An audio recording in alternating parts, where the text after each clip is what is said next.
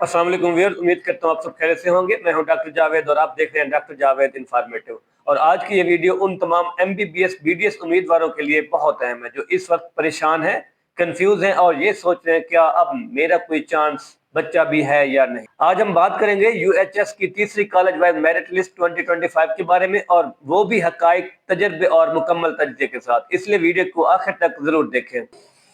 Viewers, तीसरी merit list में असल क्या हुआ?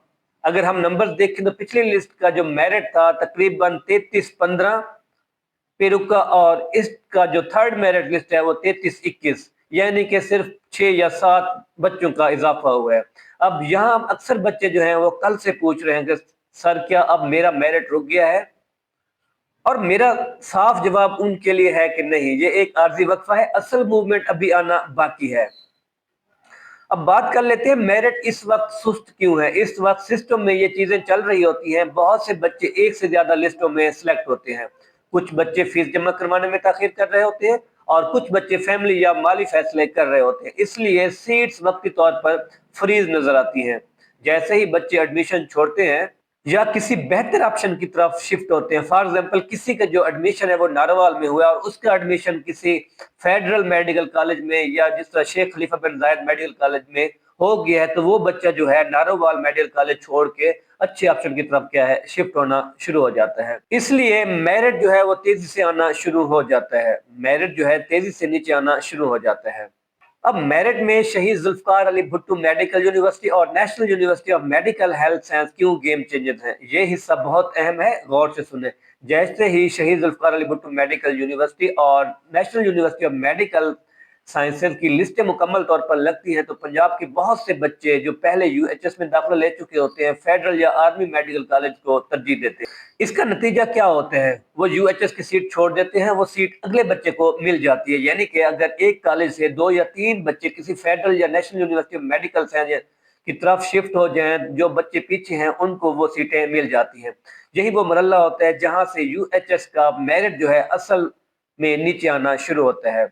एमबीबीएस का फाइनल मेरिट कहां तक जा सकता है? अब आते हैं सबसे अहम सवाल पर, जो हजारों बच्चों के माइंड में इस टाइम चल रहा है कि क्या मेरिट मजीद नीचे आएगा या हम इस लिस्ट में शामिल नहीं होंगे। पिछले सालों का डाटा, मौजूदा ट्रेंड और ड्रॉप आउट्स पैटर्न देखते हुए एमबीबीएस का फाइनल मेरिट जो है तकरीबन 3450 से 3500 के दरमियान जाना बिल्कुल मुमकिन है। लेकिन शर्त यह है कि लिस्टें जो है रेगुलर फॉलो करें, अपग्रेडेशन पर नजर रखें, सब्र और हौसला रखें। 3450 से 3500 तक इसलिए जा सकता है कि वो शहीद जुल्फकार अली भुट्टो मेडिकल यूनिवर्सिटी और नेशनल यूनिवर्सिटी मेडिकल साइंस की लिस्टें जो हैं फाइनल होना बाकी।